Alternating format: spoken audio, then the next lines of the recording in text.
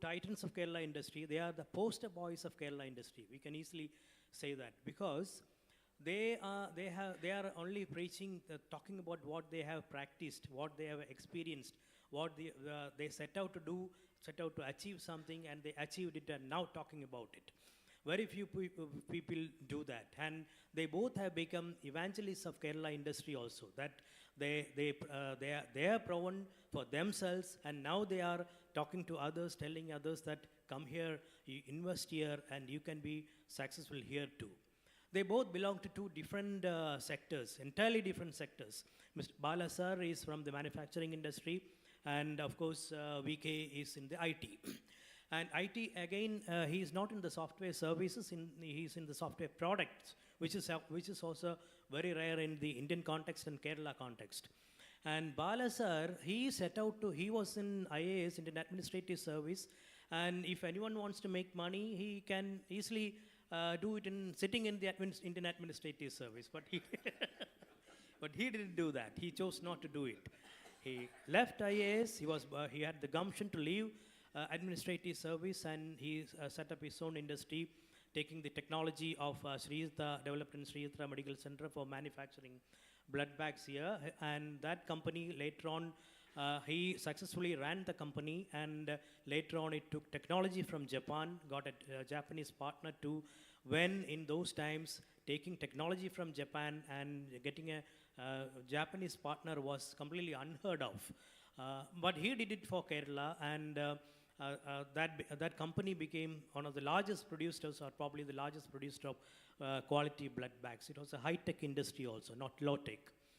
And then after being successful for a long time, he sold his shares. Now he's a retired man, and now he is talking about, he's preaching what he has practiced, what he experienced in a very convincing manner. Mr. VK, on the other hand, was working in Emirates, and he was general manager in Emirates, a former IITian. He's a son of the soil, belongs to Kedakkambalam. And he left Emirates in the mid-90s while Technopark was in its nascent stage, and he came to a glorified town with an unpronounceable name like Thiruvananthapuram, and chose that place to set up his business, IBS. And at that time, he has told me how much he had the life savings from Emirates. I'm not revealing that amount. Let's just say that amount, his life savings from Emirates was close to $200,000 in today's exchange terms. So $200,000 at that time was a big amount, and he started with just 30 people in Technopark, and that 200,000 has now multiplied into $200 million revenue for IBS annually. So that is VK Mathews for you, from a less than $200,000 investment to annual earning of more than 200 million. That is VK Mathews for you. And now I leave the floor open to Bala sir. Please shoot the questions, sir. You are the interviewer, and Mr. VK is the interviewee. Thank you. Thank you, Kishore. And it's a pleasure to be here among old friends. I see Thambi and so many other familiar faces.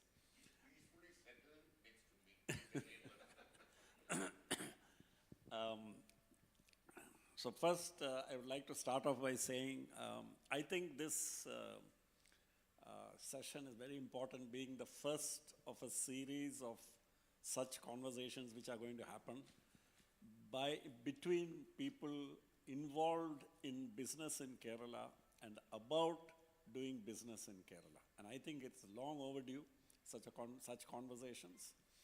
And it gives me great pleasure that two of the tallest institutions in Kerala, Malayalam Manorama and Federal Bank, have joined hands to do this. And it's very fitting that they both, being among the largest commercial enterprises and institutions, more than commercial enterprises, they have become institutions here in the state, and they are behind this. So it gives me really, great pleasure to participate in this session. And I remember also that Federal Bank's original logo showed a farmer that was within a gear wheel. So the bank was always about the small man, the small person, the small business person, the small farmer and the MSME, the micro enterprises it was all about. Of course, the bank has transitioned, has transformed over the years into a large universal bank, and today it has taken its place among the leading banks in the country.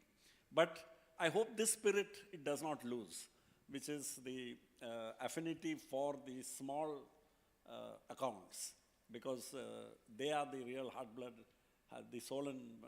the heart and soul of Kerala.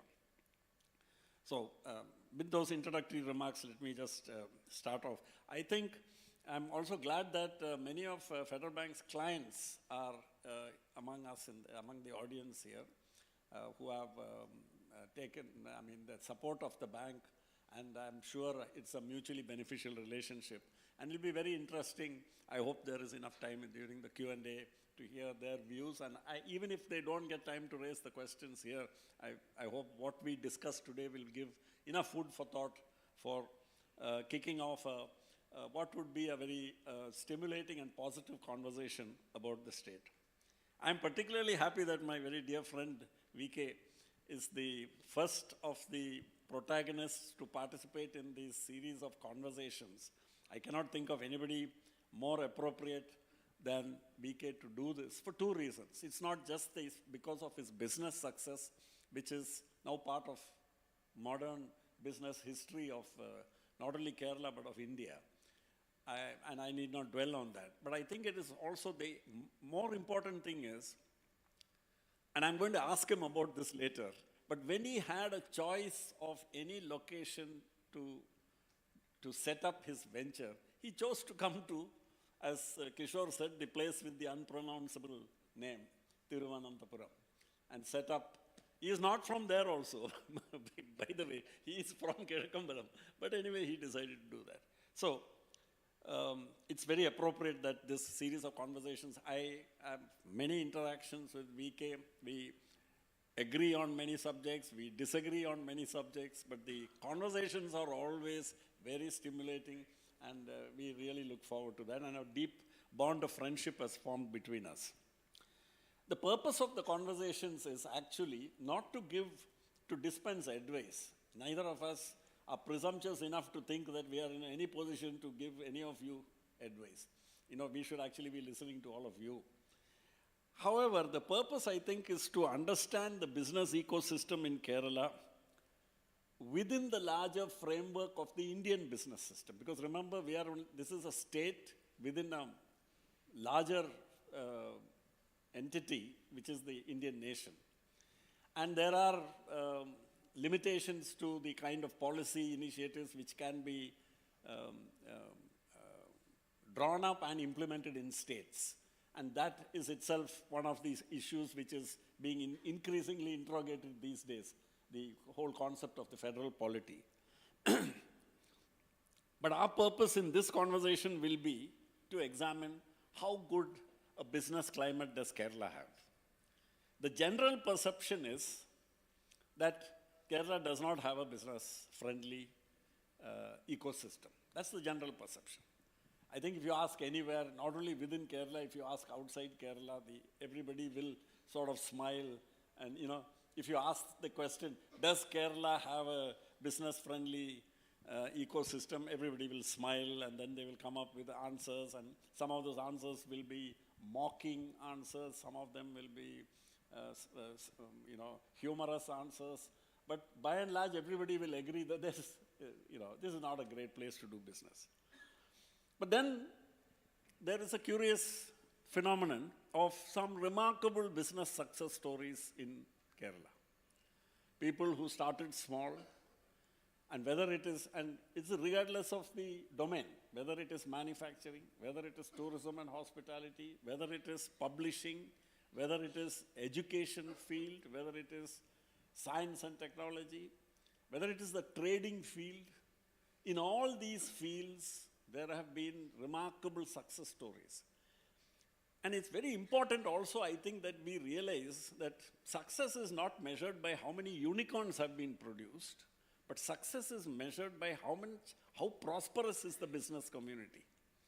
And that does not mean that if a business community does not have, say, some national level giants, it does not mean that there is no business happening in that state. So I think we need to change the whole perception about what kind of business ecosystem, what kind of businesses do we really need here. Can you tell us whether you faced any employee agitations and that kind of militant trade unionism in your company? So before I get into the questions, which I have several questions which I wanted to ask VK. So now that, Can I also ask you? yeah, please, yeah. My uncle, father, he founded MRF from scratch. MRF now is the largest tire manufacturer second in the world. Once before he died, we were flying and he said, "Nampada state, plane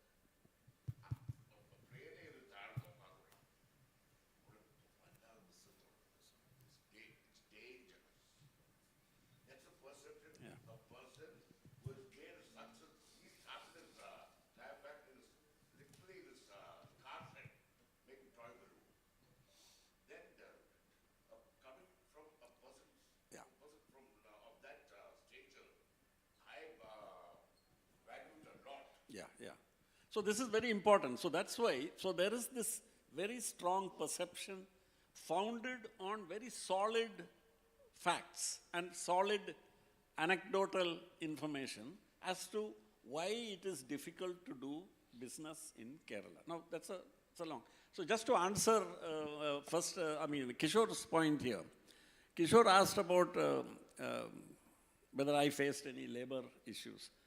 My factory had, at the time when I sold it, it had 1,200 skilled people working in the factory. I had 4 trade unions. And when I sold it, it was after about 24 years after starting my company. I sold it 24 on the 25th year.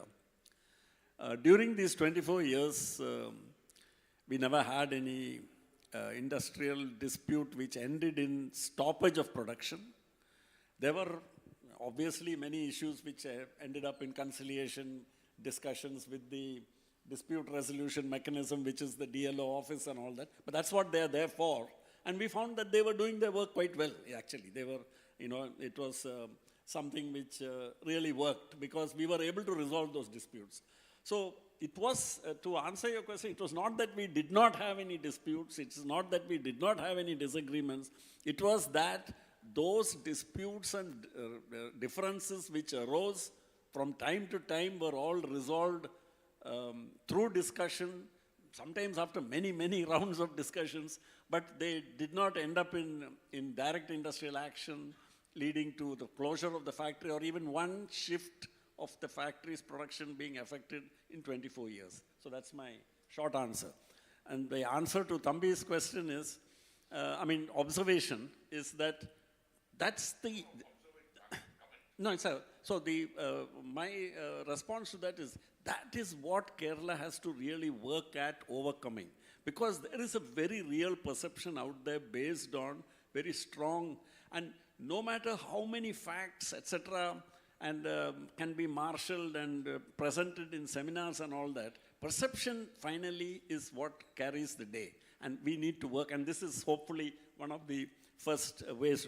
So let me just start with my first question to VK, which is, and I think because in the answer to that probably we'll find some of the answers emerging, that when you had a choice of, you could have located, when you came back from Dubai, that you could have located your unit in Hyderabad and Bangalore and Chennai, and I'm sure all of them must have made great efforts. You would have had so many contacts and all those. What made you choose Kerala? Again, thank you for inviting me for this session. Anyway, I'll straight away go to the question and the answer. In fact, when I was planning to establish, I'll give you a little bit of a background. Why did I start? I was doing very well as a very young executive in a very senior position in Emirates Airlines. and I was there I was one of the founding members. In the sense, I was junior, of course. When I joined the parent company, there was no Emirates. I joined them in 84. Emirates got started in 85 October. Because of my Air India experience, I was moved to Emirates. And I was with that company, great company, and I was in an expat package in 1997. When I leave that company, nobody would have, an Indian person from here would ever leave that kind of a job and come out. But I left that. There was a need for the industry to have, to break away from the legacy of traditional technologies. And there were nobody to actually provide. And I was on the buying side. And on the selling side, there were two monopolies, IBM and Unisys. Nobody else had, and they were not willing to, because whatever that they had were cash cows. So I clearly found that there is an opportunity. And you're working outside and you're globally operating. And when you start something on the technology side, even during those days, it was very clear that we should take advantage of the India talent. And that was becoming very, very clear. India had the talent and you should use the India talent. So starting something in India was a given. And naturally, the first stop is Bangalore. So I came to Bangalore, I was in Chennai, I was in Pune, and I was in Hyderabad. And I gave advance to a premise in Bangalore, understandably. And that's how it was. And then, when I came to Chennai, my cousin was in IIT Chennai. He came as a visiting professor from US, and he was teaching there. So Leda and I, my wife and I, visited him when I was in Chennai and went to the campus, stayed with them. And he said, before you finalize, you should go to Technopark in Trivandrum and meet Vijay Raghavan. He was the CEO there. So I said, I don't have time, I have to go back to Dubai. But he said, you must do it. Every place, Bangalore and Chennai and L Park and all kinds of park, these are all vertical buildings. I came to Trivandrum, met Vijay Raghavan, met the chief minister at that point in time. I came to Technopark, it had just two buildings. E.K. Nayanar. He was there, so I met him, I went to the chief minister. He was very encouraging. He did not know what he was encouraging me, but he was very encouraging nevertheless. And when I looked at what I am going to do, all of my customers are going to be from outside. They will never be buying from me without seeing my infrastructure. So when I looked at Technopark, 100 acres of land, absolutely green. There was one building, Nila, that was available at that point in time. From the 5th floor, over the expanse of the greenery, I can see Arabian Sea on the one side, huge balconies. Of course, it was an industrial building which we had to convert. Because of that, that is, I'm going to have Swiss and European and other clients, and you can only have the non-people to come because they're betting on me, not the company never existed. So I took a decision that this is going to be the place, at least more appealing. Because you remember at the time, Bombay or Bangalore, they were all not in the greatest of shapes, when you have the people from outside coming. And I must say that the words were so encouraging from Sri E.K. Nayanar at that point in time. He was one of the persons behind Technopark. He went and saw HP factory in US. And he found the factories were very clean. It was not untidy. Everybody has white shirts. And he asked Vijay Raghavan at that point in time, can we have something like that in our place? And that is how, with KP Nambier's support, is how Technopark got formed. And when Vijay introduced me as a person who is coming to set up something, he was at his sales best and he said, Matthew, everything we will take care. And then he told me stories about his visit to Vatican plus all kinds of stuff. And I maintained a close relationship with him until he passed away. And that's how I started in Trivandrum. And just as an extension of that, I can say, when I look back, we have now 4 centers in India, and we work in 60 cities around the world. We have 4 centers, Chennai, Bangalore, Cochin, and Trivandrum. And I must say, and it's important, that one of the best decisions that I've done in my entrepreneurial journey was to choose Trivandrum. Not because Trivandrum was socially developed or social infrastructure was great. I was able to create a work culture which is very different and which is the one differentiating IBS when we compete with the global companies, where people work with a great sense of passion and commitment to the customer, with a high degree of integrity and respect for each other, and thriving for the best that they can actually deliver. We never say that we are the best, even though in certain areas we are still world leaders. Yesterday I was actually telling you, both of us were discussing in another context. We never say that we are the best, but we will always be able to say, I say that we must be able to say that we have given our best. And that kind of a culture, it would have been difficult for me to do in Bangalore. I'll tell you the reason is because Bangalore is a melting pot. There was a lot of companies there and people hop, step and jumping and a lot of opportunities. You wouldn't have been able to ring fence and create that kind of a culture. And plus, I must also add this, Technopark being a government park, and most of the trade union people did not know what these guys are doing, including the government did not know. In fact, when the inauguration, Sri E. K. Nayanar inaugurated with Sushila Gopalan was the industries minister, she was presiding the function. So I took them around the facility, which was built as any office around the world. So Chief Minister asked me, Matthew, എങ്ങനെയാണ് കയറ്റുമതി? So he didn't, I don't blame him. He thought it must be some hardware. So that is what he was. And he was thinking about the kind of charakka, kaitumadi, arakumadi issues of headload workers. So I did not know how to explain. I said, but it is data and then it is communicated over the net and database. And yeah, it was quite interesting. So this is the kind of timing. And we didn't have any problem coming there. In fact, we did not lose even a single day of work because of the hundreds of hartals which we otherwise have. Technopark was, for some reason, exempted.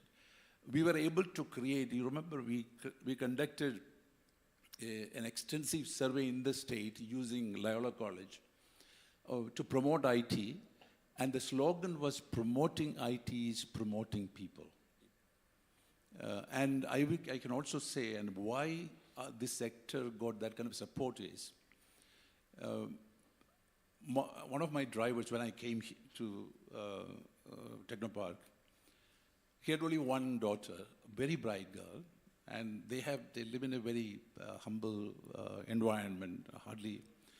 And she studied, and she, when she passed out, we hired her. She's still with the company. And she got married to a boy who's working in EY. And if you really look at within a period of 15 years, or less than 15 years, they are in a completely different social setup. And there are so many living examples of that. And if you really look at, more than 50% of the people come from Malayalam medium schools in the state. More than 50%. And 27%, I know this survey, we conducted the survey using Loyola College. 27% of the kids come, the employees come from daily wage earners' house. Daily wage earners, you won't believe this. So with all of this, the state supports IT, and so we didn't have any problems, is a fact. So, okay. Yeah. Thank you, VK. Yeah. So in this, I just thought that my experience setting up a very small startup based on know-how which I got from a national lab, the Sri Chitra Tirunal Institute. It was an untried technology. for a product which nobody really understood. Even KSIDC didn't understand, and we had a very difficult time explaining what was this product, blood bags, what are blood bags used for, etc. So anyway, to cut a long story short, we started with a small factory. We were employing about total strength was, headcount was about 50. And then we gradually grew organically over the years.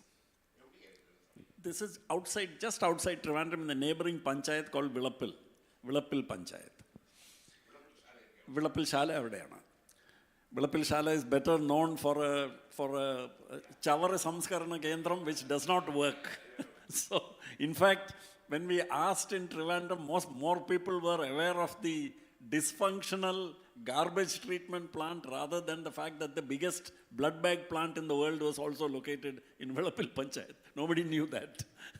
So I just want to repeat this. His was in the IT sector, which was treated as a priority by government with a certain amount of resources given in terms of trying to set up good facilities like technoparks, etc. Mine is from the polar opposite, is from the brick and mortars manufacturing sector. It was started as a small enterprise, and today it is I would call it still an SME with about 400-500 crores turnover and about 1,200 to 1,400 people. The story, but the human side of the story is very much the same, and that's very interesting. That is, the kind of people we needed for our factory were people who had to be able to learn very fast. Because if I say that they had to be skilled, those skills were unknown in the country at that time. Because biomedical device manufacturing, we were the first in the country. It was a pioneering unit. Only Chitra Tirunal Institute scientists knew what was required, what was GMP, the expansion of GMP, that it means good manufacturing practice. I think only a few of us, and even the drugs control department did not know that. So we started off in an environment where very few people knew what we were doing. What was interesting was the speed with which our people were able to learn. And the rest, our progress over the years was very rapid, and we grew to scale. We overcame all the technical difficulties and finally dominated in the country. And very soon we went into the export market because we saw the markets opening up after the 90s. And so we went into the export market.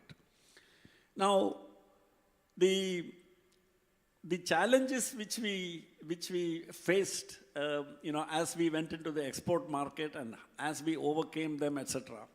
And then with the growth of the company, the transformation which was happening in the lives of people, of the people who are working with us, are the same kind of story. We keep getting, my wife and I, we keep getting invited to go for weddings and baptisms and naming ceremonies and all that of children and grandchildren and all. And these are people who came from the humblest of families and whose next generation, Vinita, my wife, always says, if you want to see vertical mobility, you should just come and see what the children of our factory workers are all doing. And we were saying that they're all doing far better than our own children are doing in terms of their academic accomplishment, because of that desire to get on in life. And that's a huge story. So the stories of these kind of transformations are, I think, the big untold story of economic transformation which is happening not only in Kerala but across India. Now, so I just want now to, for VK to move from the particular to the general and to say that, for example, now that he has been doing business for so many years in Kerala and has had the opportunity to interact with policy makers, of course, he's a widely traveled man, so all the time he gets to see what are other countries doing, what are other states doing, etc. What, in your view, VK, are the factors that continue to inhibit business and industry in Kerala? And what is it that public policy, if it has a role, should seek to address? When Dr. Abdul Kalam addressed the Kerala Assembly he said Kerala, but in the business, Kalam Barga line not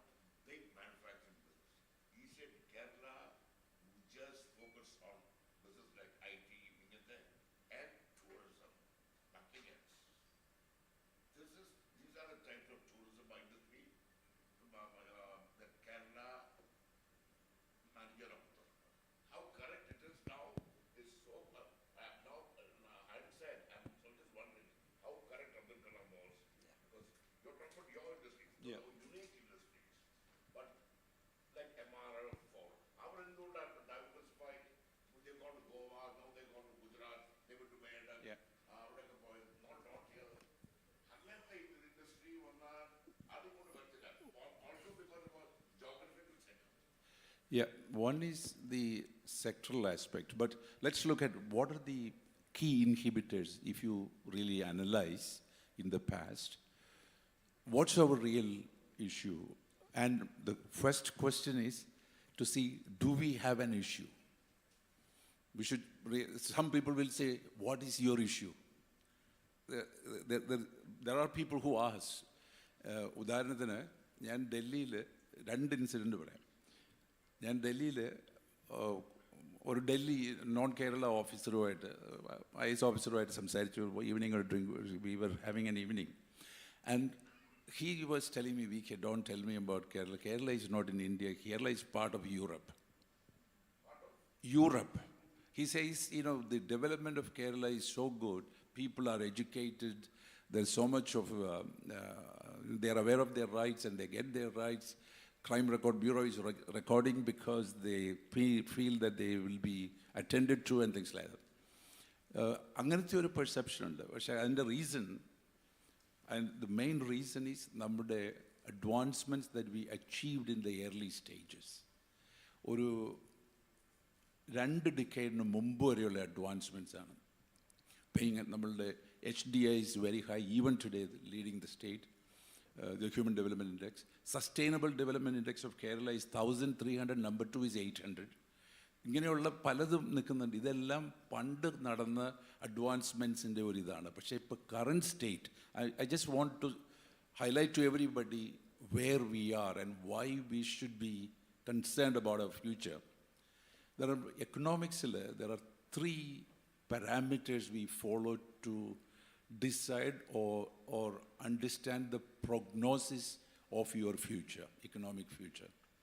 The flow of people or migration, the flow of capital or investment, and the flow of goods and services, to see whether you are producing or consuming and what is the deficit. ഈ 3 കാര്യങ്ങൾ, ഈ 3 കാര്യങ്ങളിലും നമുക്ക് ഒരുപാട് concern ഉണ്ട് കേരളത്തിൽ.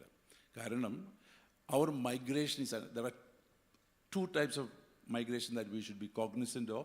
There are different types of migration, a healthy and unhealthy migration. Healthy migration is where a country or a place is able to attract and retain best of talent. An unhealthy migration is exactly the opposite.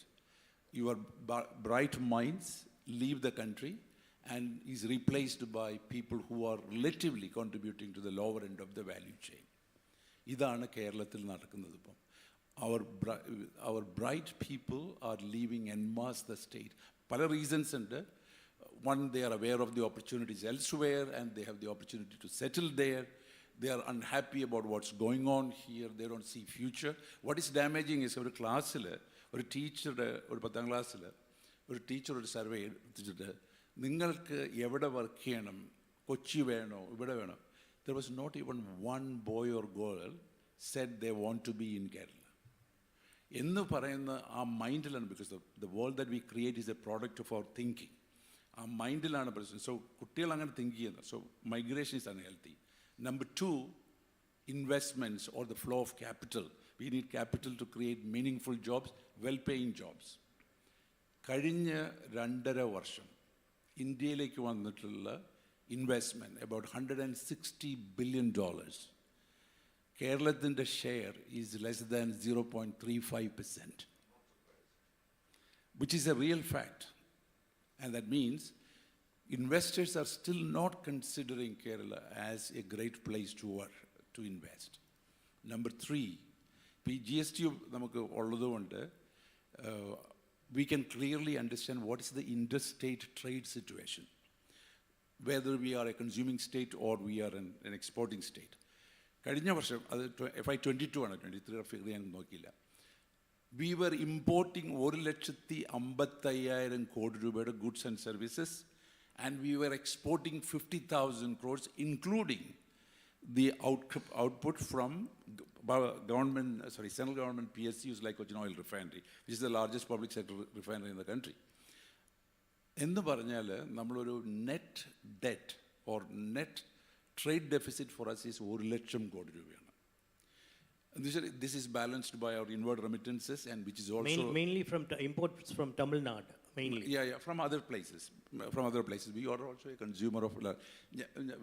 Bala, ഞാൻ പറഞ്ഞു വന്നത്, നമുക്കൊരു problem ഉണ്ട്. If it goes like this, clearly the economic prognosis is not great. ഇതൊരു indication ആണെങ്കിൽ. Now I'll come back. So this is how I will answer.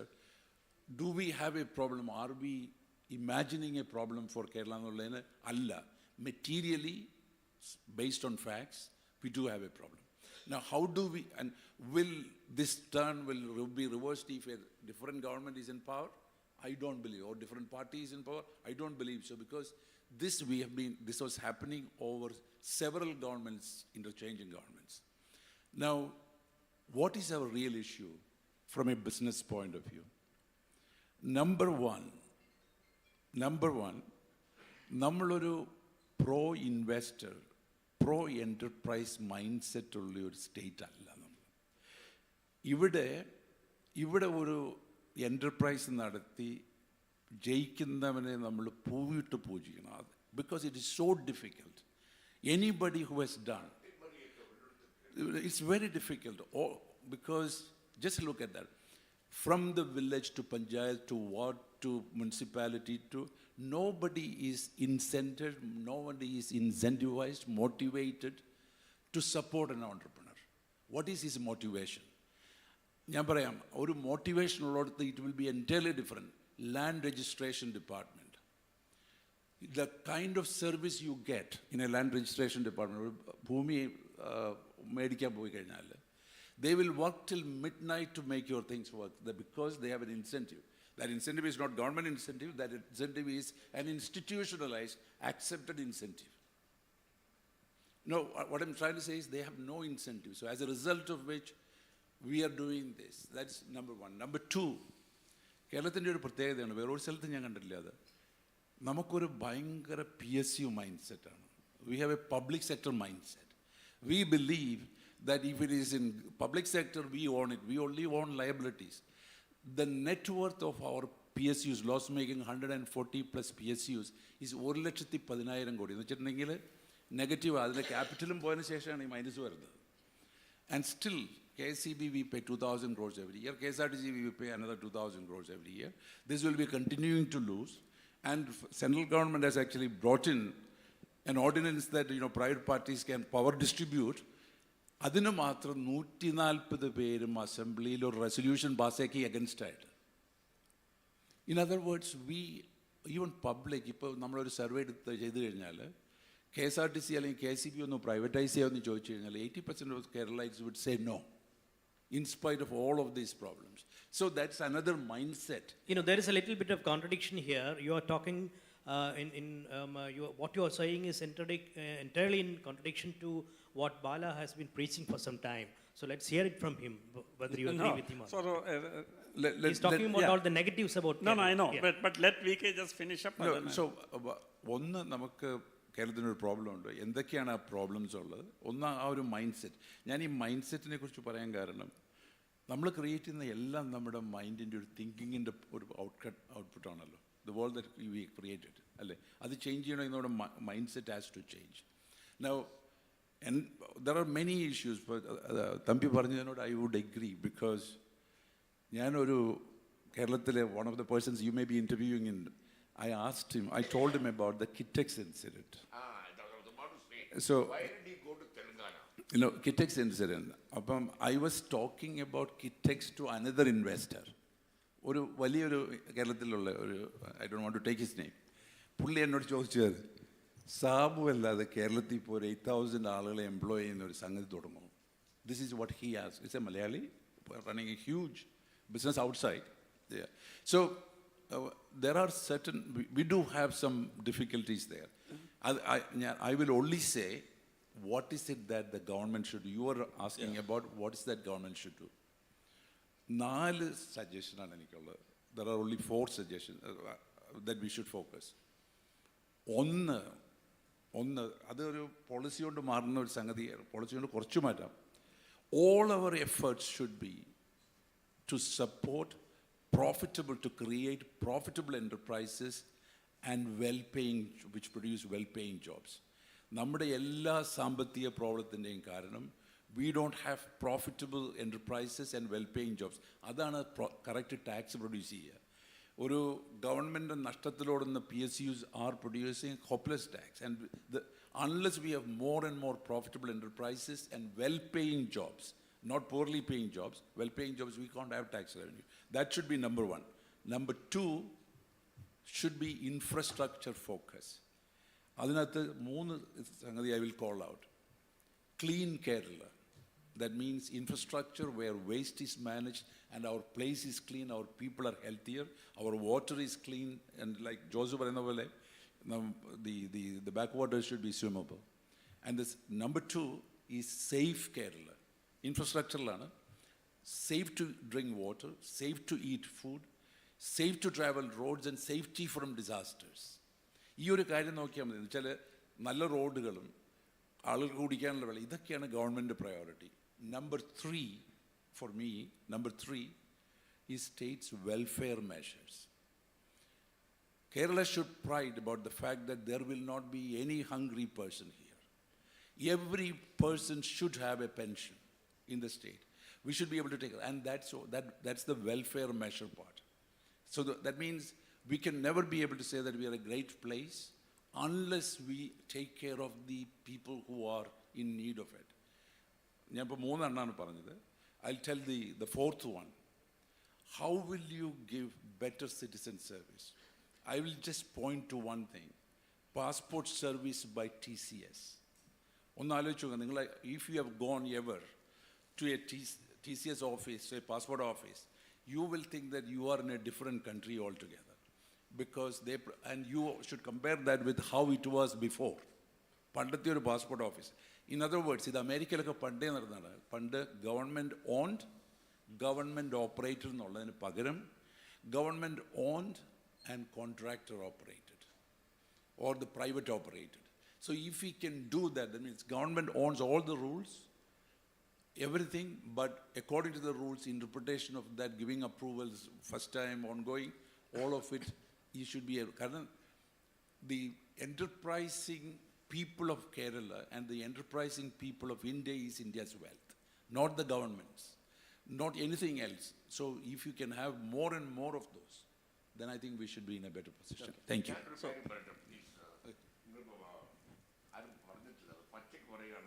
it is political interference what that is happening in Kerala. Yeah. That's the main impediment. Forget about industry. If you want to shift your house from a locality to another house, you can't do it like that.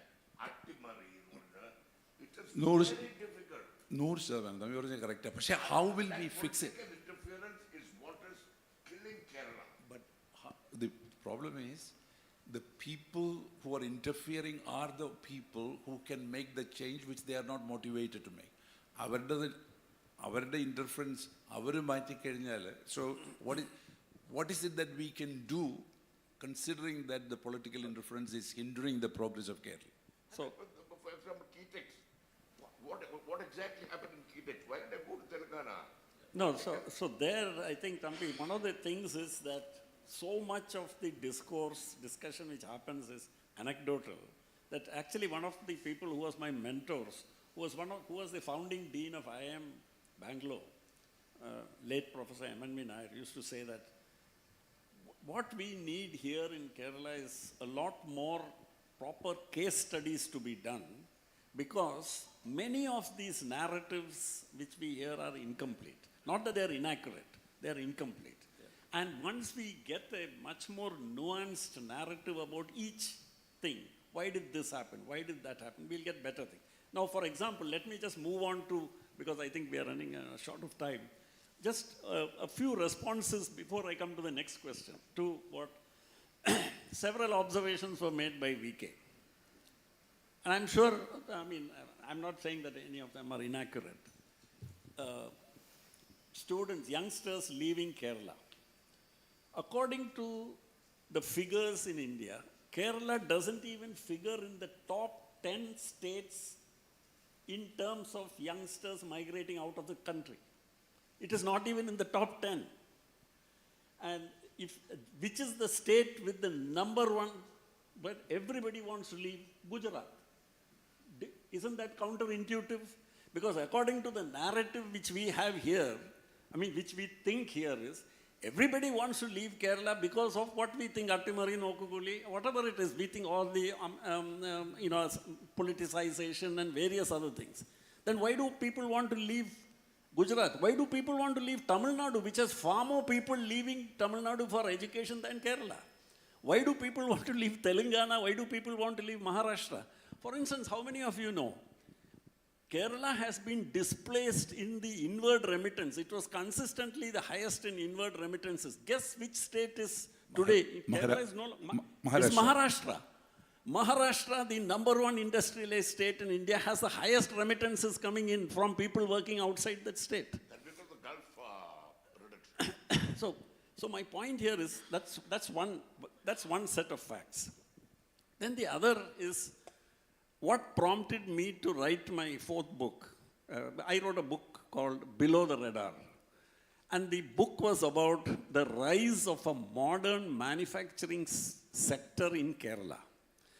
Unnoticed by anybody, including academia, including many people in the Center for Development Studies, very capable economists, did not know that all these industries had come. And for example, how many people here in this room know that which is the biggest hardware electronics exporter, and I'm not counting the completely knocked down assembly jobs which Wistron and all that do, which is a caricature of manufacturing. That's not manufacturing. Which is the biggest electronics hardware exporter from India?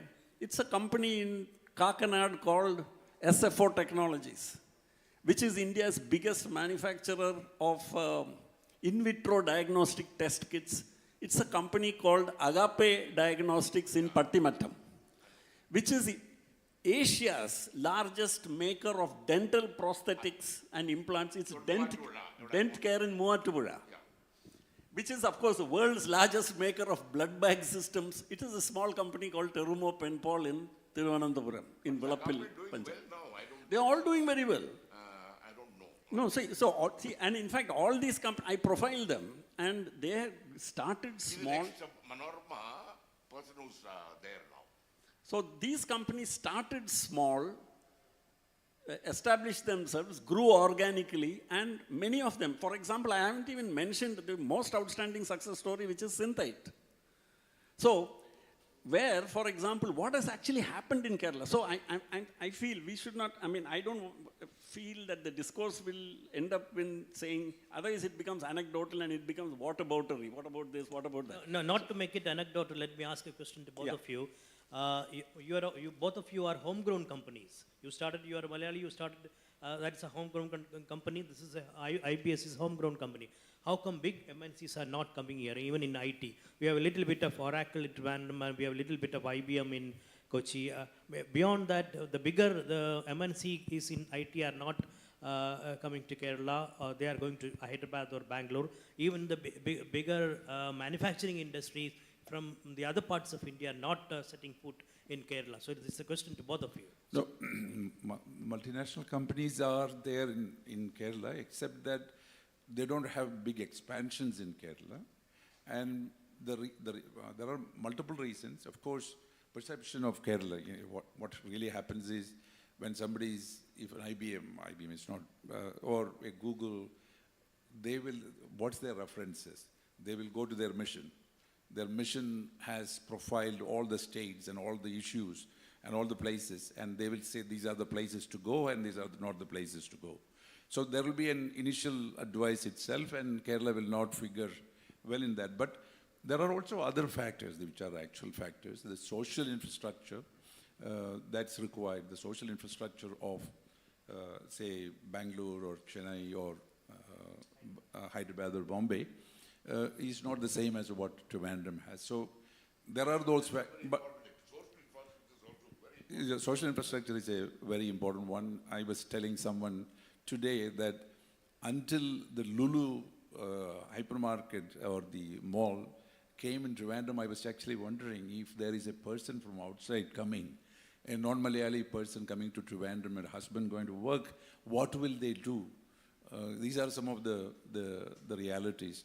But there is no point, even though we have, like what Bala said, and Bala has taken pains to highlight all of those in his books, which is true, but it is an absolute fact that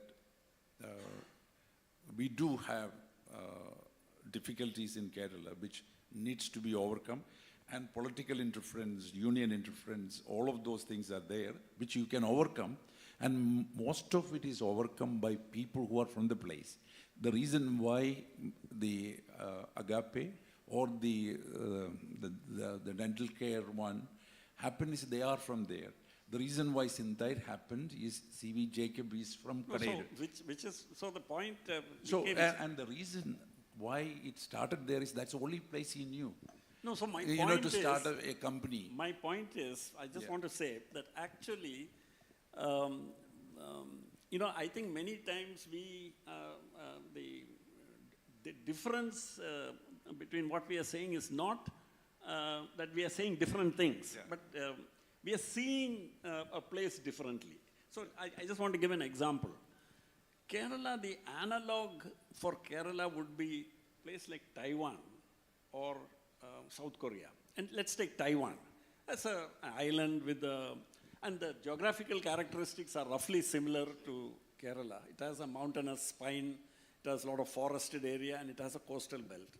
And very much like Kerala. It has a population of around 20 million. Kerala's is 34 million. Now, they have no natural resources of any kind. And we literally, from that industrialization perspective, we also have no natural resources of any kind. And that is in terms of various mineral resources, iron ore, coal, which were the classical. We don't have any of that. Now, so what should we do? What we should do is obviously based on, initially what did we do? We had industries, manufacturing sectors, the main businesses were trading and manufacturing sectors connected with whatever grew here, whatever we could get here, which was spices, coconut, cashew, and things like that. And those all the tourism. Yeah, no, that came later. So the manufacturing sector which we had was a traditional manufacturing sector, but it was low value addition, and hence it paid low wages. Now what happened with low value adding industries across the world is that they will migrate, when wages rise, they will migrate away to low wage areas. And that's exactly what happened in Kerala. The cashew sector, the coir sector, the low value added products in almost every sector migrated away from Kerala because wages here rose. And why did wages here rise? There's a complicated reason for that, but wages here rose. Now, my point is, these industries which I'm studying, plus your sector, the IT sector, as Thambi pointed out, and other sectors which are coming in, are sectors which require and demand higher order skills, and they will have to be paid better also. So for example, in my factory, I mean, I still think of it as my factory, I sold it 10 years ago. In that factory, the median wage is, I mean, cost to company will be about 30 to 40,000 rupees a month, at least 50,000 rupees a month for a person with 10 years experience. Now, not one person in that factory is from Jharkhand or West Bengal or anything. Not because of, let's say, anything against people from Jharkhand and West Bengal or anything, but the kind of people which you needed, the kind of trainability which you needed, etc., you were getting here locally. So we had that. And if you go to many of these other value-added, high-tech manufacturers, you find that, for instance, these 50 companies which I'm studying, we find that they all are doing high value-adding businesses, high-margin businesses, tremendously profitable, and they are competitive nationally, and some of them are even highly competitive and are even global leaders, like Synthite. In certain segments, Synthite has a global market share of 30%. I'm just wondering how many industries are there in India, including Reliance, which can claim a global market share of 30%. So my point here, all I'm saying is a restructuring of manufacturing, in the manufacturing sector at least, has happened, is happening in Kerala, not because of any government policies. This is a natural response of the entrepreneur. I am not giving any marks here for any government policy which has enabled it. So here is a great opportunity for public policy that if they are smart enough and understand that this is what works in this state, then these are the kind of industries that we should promote. Like the support which is being given very correctly to the IT sector and tourism sector, the manufacturing sector should be given support in the form of assistance which will make it easier to do business in these high value added sectors in Kerala. That's all. So I feel there's a transformation happening here, and with all those defects still in place. Now, will Kerala be a better place if Attimari, Nokukuli and Hartal are abolished? Of course it will be a much easier, a much better place to do business. Definitely. And these things should be done because they are actually restrictive trade practices. They should not be allowed at all. They are illegal. But that's another conversation. So I feel that when we look into the facts a little bit more, we find, and last point which I want to state is, I think in all discussion about Kerala, many of the points which we talk about Kerala, of course it's no consolation for Keralites to know this, but I'm saying you find this same problem in every state. The problems which we think are unique to Kerala are problems which are peculiar to doing business in India, not specific but particular to Kerala. They are not at all like that. So if we look at many of these problems there and we take interstate comparisons, we will find, including the public finances of states, we will find that Kerala figures somewhere in the middle. The frustration is not that we feel we are bad people or Kerala is worse off. The frustration is that we could not unleash the potential even to the 50% because we were in the same state about 20, 30 years back and we were as advanced. And thereafter, we are now sliding down to, something like, on a per capita basis, we are 9th in the country, in spite of the fact, per capita GDP I'm talking, in spite of the fact that we have achieved significant improvements in the early stages. The frustration is because of that. The reason why the boys and girls here are more frustrated and they don't look at the television, they don't look at the politics, is because they are aware of the fact that what they are missing and what they could be. No, I think that's a generalization, VK. I'm not very sure I agree with that perception because I am talking to many youngsters who don't share that opinion. One of the targets for the government, which to do the last Kerala in our session was, we put 2 targets. One, if we can at least employ 1/3 of the people who qualify from here, and that to the real talent, the good talent. And the other one is almost all of the citizen service by 2030 should be delivered by digitally. These were the 2 targets. Today, when you talk about this migration, there again, sometimes the facts can be misleading. Last year, almost 1/3 of all of the people who should be going for higher education is leaving the state. 1/3. That is about 100,000. 330,000 is our total capacity. So which is quite a bit. And again, the other figure which we should be cognizant of, I'm not against the migrant labor. By 2030, that figure will be 60 lakhs or 1/6 of our population. This will, I'm not saying that is bad or good, but this will make economic and social. No, here, just a minute. I think cultural and economical and social consequences and it will social, create. social. No, I just would like to just make I'm not questioning the data which you're saying, but there are some problems with it. Say, for example, if you look at primary and secondary school enrollment, the gross enrollment rate, The highest in India is Kerala, which anybody would expect. It's almost 100%, 90 plus. What is interesting is which comes next. The gross enrollment rate of those who finish school and go into higher education, the second highest, the highest is Tamil Nadu with 49%, it has slipped a little bit. Second is Kerala with 47 or 46%. And the rest of India is way behind. Way behind. That's not the point. The point is, how many people are qualifying from class 10? How many are qualifying class 12?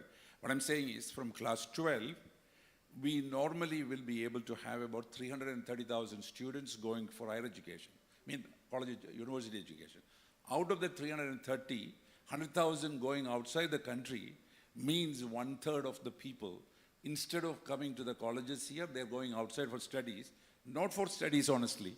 They're going there to, in the pretest of study, to pick up probably a job. And this is what I was actually saying. And that is what, two things I was proposing.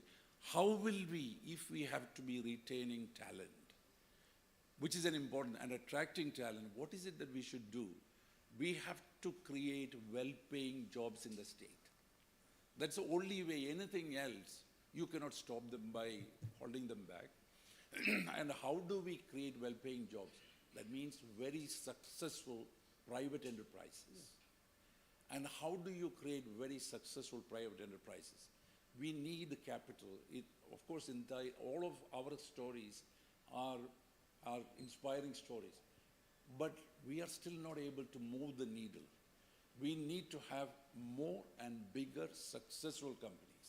And when we try to bring them, you and me try our best to motivate companies to come here, their single biggest problem is, they will say, if I have to have a compound wall constructed, the only person that you are yet to call is the Prime Minister. So you do, and the difficulty is not that it is not insurmountable, or a person like you and me from here, we may be able to overcome. But that would be seen as life is too short for a lot of people to waste on it. Now, this is perception, but according to me, Bala, it is still a reality, is the reason why we don't even, value manufacturing, 80,000 or 5,000 people or manufacturing setup Keralathil varanayittu, people will still be reluctant. Geographical location also. നമ്മുടെ geographical may not not suitable for such big factories. Yeah, that's true. For big polluting ഒന്നും വരാൻ പറ്റില്ല, വലിയ manufacturing പറ്റില്ല. പക്ഷേ ബാല പറഞ്ഞ if you take the economy of Germany, or if you take the economy of South Korea, Japan, and many of those places, about 70% of employment and about 50 to 60% of gross value added happens in small and medium enterprises. So my point is, why are we fixated on that? That is the seal of Kerala's economic development is only if large enterprises come here. I say no. The fact whether Kerala is suitable for industrial enterprise or not is validated by the success of a company like mine, like Synthite, like the 50 other companies that I studied, and the 50 or 100 other companies I haven't yet studied. And this is only in manufacturing. I have only taken manufacturing success stories. And I could write a book about it. But actually, I have a question to both of you. I'm sorry to interrupt like this. I'm surprised you missed out on one main issue. Our bureaucracy is terrible. We had an incident which we faced, and we were absolutely right. But we had to go to the chief secretary. Chief secretary